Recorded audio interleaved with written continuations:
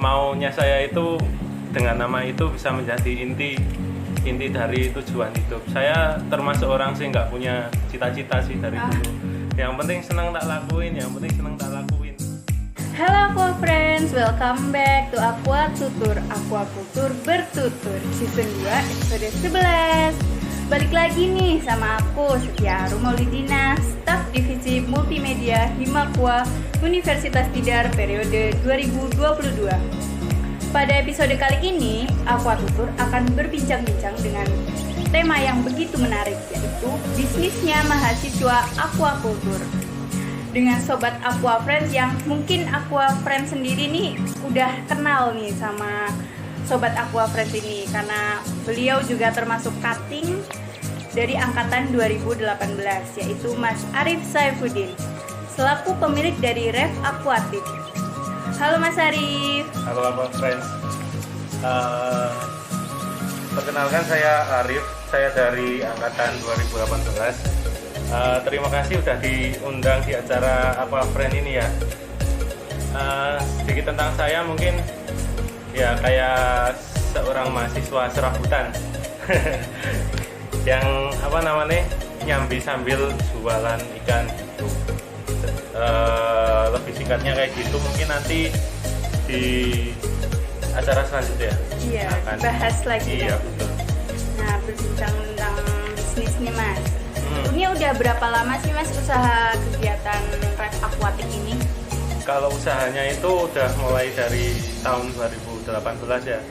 Waktu saya masih semester 1 gitu. Waktu semester 1. Kalau sebelum kuliah malah belum. Oh, belum. Jadi Kuliah. pas banget pas lagi kuliah itu ada kayak pemikiran, wah bagus nih bikin bisnis. Nah, iya.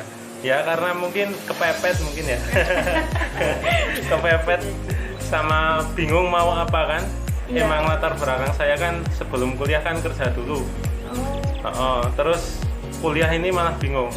Udah biasa kerja terus mau ngapain gitu malah bingung. Kalau kuliah atau kan kuliah juga nggak beneran, nggak kayak yang lain-lain. Iya. Tinggal berangkat ketawa ke TV pulang, berangkat ketawa ke TV pulang, kan bingung toh. Terus Iya. saya mau cobalah, sembari suka sama ikan juga. Awalnya nggak jualan, cuma hobi. Cuman kayak mengoleksi aja gitu. koleksi. Cuman kan namanya miara ikan, lama kelamaan kan jadi besar loh. Iya. Nah, ikannya besar itu bingung akuariumnya nggak sampai tempatnya penuh toh. Iya. Iseng-iseng dijual, loh kok malah laku. Laku untung lagi. Mulai dari situ malah jadi jualan. Untuk namanya, kenapa nama Ref Aquatic itu ada kayak filosofi atau kisah di balik nama Ref Aquatic itu Mas? Ref Aquatic itu mungkin banyak maknanya ya. Kalau yang pertama kali saya gagaskan itu adalah ref. Ref kan kalau dilakukan bagian intinya toh. Iya. Ya, maunya saya itu dengan nama itu bisa menjadi inti dari tujuan hidup. Saya termasuk orang sih nggak punya cita-cita sih dari dulu. Yang penting senang tak lakuin. Terus makin kesini juga saya kenal cewek nih. Namanya Vio, juga angkatan 2018. Terus dari situ kok juga nyambung namanya, ya udah pakai Ref aja kan, gabungan bisa kan. Oh iya. Arif, Vio, jadi Ref. Wah, inspiratif sekali Mas. Kreatif Mas, kreatif. Nah, untuk usahanya itu ini beralamat di mana sih Mas? Sekali aja nih Aqua Friends mau mampir melihat-lihat. Kalau untuk saat ini ada di Kecamatan Secang. Kalau lebih tepatnya itu di Dusun Kerajaan 3, Secang, Kecamatan Secang. Kalau Aqua Friends mungkin mau main ke sini, itu bisa klik Google Map Ref Aquatic. Ada ya, iya. ada di internet berarti bisa dicari ya. Iya. Buat Aqua Friends nih bisa dicari nih Ref Aquatic. Untuk jam operasionalnya itu dari pukul berapa sampai pukul berapa gitu Mas? Kalau jam operasionalnya 24 jam sih kalau sini. 24 jam. Soalnya juga gimana ya? Kondisional. Kadang kan pagi ada kuliah, kita kuliah dulu, terus nanti pulang kuliah baru ada yang ke rumah. Kadang ada juga sih sampai tengah malam sampai pagi. Nah, jadi jam tidurnya kadang kurang lah. Kadang nggak teratur. Malah kalau pagi banyak kan hilang itu bukan hilang ke kampus tapi hilang masih tidur. Untuk usahanya berarti Mas nih kan Mas Aquatic nih Mas Arif sendiri tuh mendirikan sendiri atau ada kayak teman-teman yang mendukung untuk membangun usaha ini? Kalau usaha ini ya saya nganu sendiri. Cuman awal-awal dulu waktu pertama kali jualan kan sempat jualan tuh. Iya. Terus juga ada beberapa teman juga yang awal-awalnya bareng. Cuman ya bukan di rap ini, saya udah jualan sendiri. Tapi ada beberapa teman yang seneng jualan juga. Dulu itu ada siapa Andreas, terus Angga sama Teddy juga. Nah itu ngumpulin modal tuh, pernah ngumpulin modal gitu jualan. Tapi pada akhirnya juga kembali ini sendiri-sendiri. Ya bukan karena ada masalah atau apa, tapi emang dari basicnya kita udah piara sendiri-sendiri gitu. Jadi mengembangkan usahanya sendiri-sendiri. Berarti awalnya tuh berawal dari kayak berteman, tapi tetap ya berjalan awalnya sendiri dulu. sendiri dulu. Terus sharing-sharing, terus sendiri lagi. Sampai sekarang juga masih kayak saya, Lucky, terus Angga, terus siapa, Harry dan lain-lain itu, Erwin, itu juga saling bermitra gitu loh dengan usahanya masing-masing. Saya di rap, terus siapa namanya, Lucky di ARDV, terus Angga di Classifish and Plan, terus Harry di Knalpot Aquatic. Nah itu saling bermitra lah, walaupun sendiri-sendiri, tapi kalau ada yang kesusahan jual ngeluarin barangnya kita bantu gitu. Terus mau pulaan bareng-bareng, jadi kan lebih enteng kan gitu. Berarti ya berjalan sendiri gitu. Sendiri-sendiri lah. Mas Arif ini nggak ada karyawan gitu berarti kalau? Nggak ada. Kalau untuk saat ini saya kelola mungkin bareng sama ini saya. Berdua. Ya. Menikmati Mas. Kalau untuk modalnya Mas buat ini nih awal modal itu berapa Mas? Ini kan udah banyak banget di akuariumnya. Awalnya tuh cuma satu akuarium, terus dari 10 ikan apa berapa itu. Awalnya ikannya tuh namanya silver dollar. Terus saya beli buat hobi kan, senang-senang. Terus saya besarin. Waktu besar, nah itu tadi yang saya ceritakan kan laku tuh. Iya. Terus untung. Dari untungnya itu saya belikan lagi anakan sampai besar. Terus gitu terus tambah akuarium. Terus semakin cepatnya itu ketika saya kenal Cana ini, kan emang dari dulu saya suka nih predator kan. Iya. Di samping aquascape dulu sempat seneng, tapi sekarang udah nggak begitu mendalami lah. Nah itu predator ini semenjak kenal Cana makin cepet sih. Dulunya pembesaran, kalau karnivor kan besarnya cepet tuh. Iya. Saya besarin, terus nanti untungnya saya buat beli akuarium satu, terus nanti buat beli benih lagi besarin, tambah lagi akuarium lagi. Jadi prosesnya tuh lama, enggak yuk. Terus jadi banyak kayak gini enggak, lama-lama dari satu, terus jadi dua jadi tiga jadi 4. Dulu juga enggak di sini, di dalam, cuma di dalam itu satu akuarium, 2, 3, sampai 6 baru pindah sini ya. Pindah ke sini. Berarti proses yang panjang ya Mas, ya mulai dari titik nol gitu ya Mas sampai sukses Iya, sekarang. malah kalau ada yang lebih kecil dari nol lah di bawahnya tahu. Minus ya Mas berarti. Untuk budidayanya tuh ikannya emang berawal dari silver dolar, terus ke Cana, terus ada apa lagi Mas? Oh kalau awalnya ya itu, kalau ikan yang saya jual bener-bener dijual laku, bukan Iya. juga dikasih gitu, silver dollar itu. Terus saya beli waktu itu lagi rame ikan jenis peacock bass sama arwana dan lain-lain kan. Cana kan belum begitu rame kan. Iya. Nah itu saya jualan itu juga. Terus makin kesini tahun 2018 akhir kayaknya, itu mulai kenal Cana, mulai booming kan itu Cana-Cana. Nah saya ya tetap masih sama jenis ikan lain, tapi lebih banyak, sebagian besar kan Cana itu. Mulai dari situ saya mulai aktif pembesaran, jual beli. Terus lama-lama juga nyoba pembenihan itu awalnya pada tahun 2019 akhir ya kalau nggak salah, itu baru mulai jadi. Kalau nyobanya udah lama, tapi baru mulai jadi itu. Karena ilmunya baru bisa pasti ya Mas ya. Itu kenapa Mas? Berarti sekarang nih udah kayak fix gitu atau masih bisa buat nambah-nambah gitu ikannya? Kalau sekarang ya masih tetap nambah-nambah. Kalau kayak saya kan nggak suka sama satu jenis ikan ya, semua jenis ikan kan suka toh. Terus tetap masih pengen coba-coba lagi. Nggak cuma jenis ini doang. Berarti ikannya ikan hias gitu ya? Yang penting ikan hias. Konsumsi ya? Iya, bukan. Kalau konsumsi kan kendalanya kalau di sini kan tempat toh. Iya.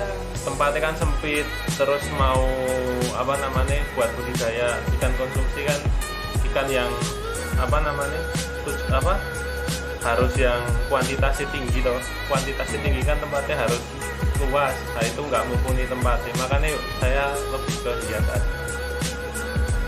Berarti Mas Arif tuh milih ikan hias itu untuk kayak mungkin ada kayak modalnya atau kayak bukan modal, kayak setelah dijual gitu loh, kayak harganya itu kan ikan hias lebih tinggi ya dari ikan konsumsi ya. Iya. Berarti Mas Arif milih ikan hias tuh kenapa? Kenapa milih ikan hias sebagai? Ya itu.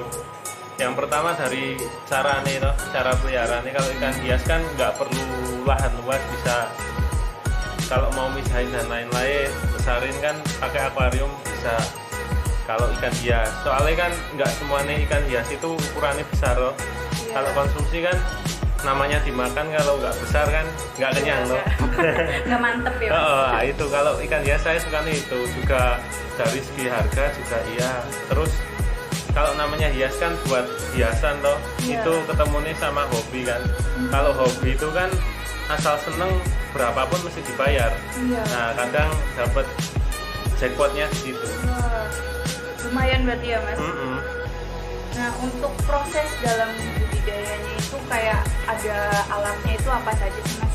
Kalau proses budidaya yang penting itu ya gimana ya, ada akuariumnya aja, terus kayak ada beberapa alat pendukung, mungkin ada beberapa yang butuh settingan akuarium toh, yang butuh disetting sama alam, ada yang minta disetting pakai kualitas airnya tetap bagus, itu ada. Misal contohnya kayak Manfish itu pakai aerator tok mungkin nggak apa-apa, terus medianya peralon kan, tapi kualitas airnya kita harus jaga benar-benar. Kalau nggak bagus biasanya dia nggak mau, malah kadang penyakitan terus mati. Kalau ikan kayak model sana terus Pibas itu juga punya settingan masing-masing. Kalau sana ya pakai settingan kayak pasir, ya mirip di alam lah, pasir, kayu, tumbuhan dan lain-lain, air tenang itu. Kalau Pibas kualitas air sama settingan, mungkin tambah keramik gitu buat naruh telurnya. Ya beda-beda sih kalau tiap ikan gitu. Beda-beda ya. Nah, untuk Mas Arif kan katanya budidaya ikan hias nih. Nah, itu sekalian ada aquascape gitu nggak Mas? Kalau aquascape kalau ada pesanan doang. Kalau ada pesanan. Nggak, kalau di sini nggak display sih. Soalnya ribet kan kalau aquascape harus dianu tiap hari kan. Ya, bersihin dan lain-lain. Tapi Soalnya pernah ada. Iya, aquascape itu kan nganu ya, musiman ya. Kalau aquascape kadang waktu mau lebaran saya bikin tuh, nanti selesai lebaran buat nampung bebian aja kan. Kalau bebian dibesarin nanti bisa dijual. Kalau aquascape kan cuma buat kayak visual doang toh. Iya. Jarang kalau mau akuariumnya. Iya. Untuk ikannya nih Mas, untuk pakannya sendiri di sini tuh alami atau ada pakan buatannya gitu, kayak beli dari yang udah jadi gitu, pelet gitu? Pakannya ikut ukuran ukuran ikan, kayak umur ikan, terus juga kegunaannya juga. Kalau buat buraya saya pakan alami tetap, buat pembesaran atau pakan alami semua, kayak cacing sutra, terus nanti lanjut ke cacing tanah gitu. Buat induk juga wajib alami semua, saya pakai cacing tanah, pakai cacing sutra dan lain sebagainya. Kalau yang buat buat kualitas kayak buat mutasi warnanya biar cepet, terus buat nambah daya tarik ikannya saya pakai pakan buatan. Itu nggak bikin sendiri tapi beli. Beli beli yang udah jadi gitu. Beli yang udah kemasan. jadi, iya. Untuk dari pasar kan dari kecil nih Mas Arif kan dari kecil sampai besar, setelah besar kan dijual gitu ya. Iya. Nah itu butuh berapa lama Mas dari kecil sampai besar? Kalau kecil sampai besar sini nggak ada target ya. Kadang kalau udah kira-kira ada untungnya lumayan baru dijual. Kalau minimal sih pembesaran itu kalau saya 1 bulanan lah, mulai kalau ikan ukur 3 cm sampai minimal 5 cm baru dijual. Kalau masih kurang ya mungkin kuantitasnya aja sih yang dibanyakin. Kalau misal belum targetnya ukurannya belum pas, cuman udah ada yang nyari, nah itu saya buang dengan kuantitas tertentu gitu. Jualnya partaian, tapi juga nggak menutup kayak orang-orang yang pengen ngecer gitu, tetap dilayani. Tetap dilayani. Dan tadi kan berbicara tentang ikannya, kalau misalnya udah cukup umur gitu ya kan katanya dijual gitu. Itu dijualnya tuh gimana sih Mas cara menjualnya gitu? Kalau saya jualnya kayak ke seller lagi, kayak reseller gitu. Berarti Jadi kayak emang apa namanya buat para grosir gitu, buat grosir lagi.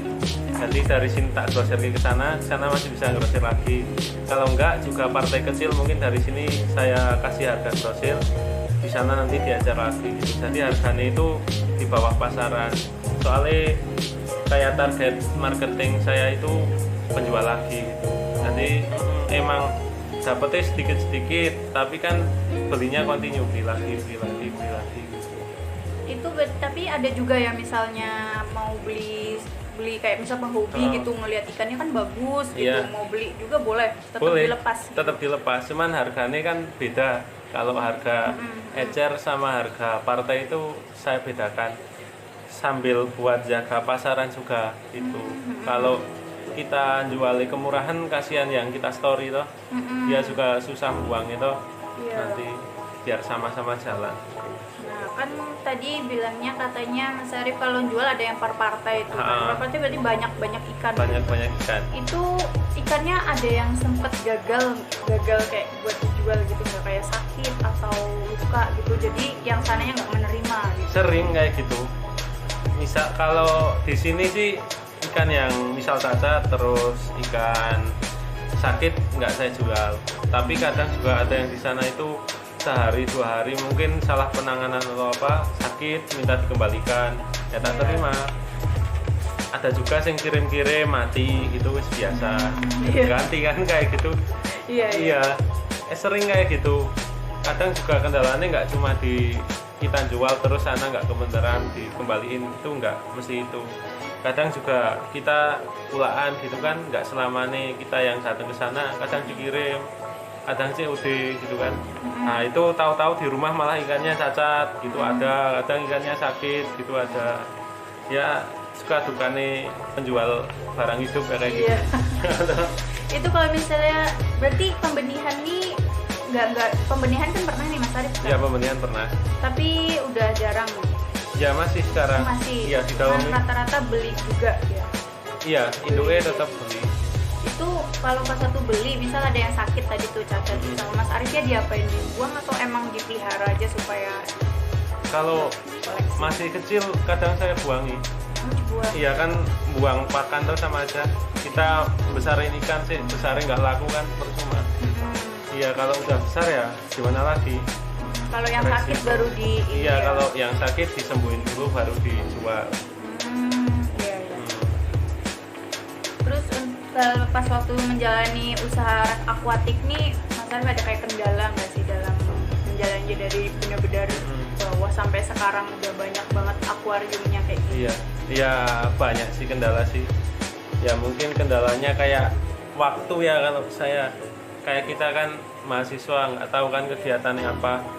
Tahu-tahu lagi mau ada kegiatan di rumah, mau apa mijahin apa jatah mijahin kan kadang burayaknya udah keluar atau telurnya keluar, dilalah di apa kampus ada kegiatan apa ditinggal nanti kelewatan kayak gitu. Terus kegiatan banyak di kampus, jarang nonton ikan yang di rumah, tahu-tahu sakit mati ya, kayak gitu. Untuk solusinya gimana dalam menghadapi kendala kayak gitu? Ya kalau solusinya mungkin kalau makin kesini saya lebih ke manajemen waktunya ya. Manajemen waktunya, terus mengurangi beberapa kayak kegiatan sih nggak penting gitu dikurangi, kayak terlalu banyak nongkrong, main-main gitu kan. Daripada itu masih mending dibuat kayak nyelesain tugas sekolah dulu atau nyelesain kerjaan dulu juga. Ini apa namanya, kegiatan di rumah kan biar kepegang semua. Soalnya kalau masih mahasiswa ya tahu sendiri gue. Iya. Di antara tugas sama usaha ya. Iya. Tabrakan kadang. Tabrakannya di situ. Makanya saya juga dari semester berapa ya? 3 ya. Itu udah nggak pernah ikut organisasi lagi. Waktunya nggak sampai. Ya pengen, tetap pengen, cuman waktunya nggak sampai. Berarti cuman kayak kuliah sama usaha di rumah gitu ya. Fokusnya di situ aja. Itu aja. Untuk usahanya Mas Arif ini ada nggak sih kayak cita-cita mau dijadikan seperti apa gitu, keinginan? Kalau cita-cita sih ya itu pasti ada.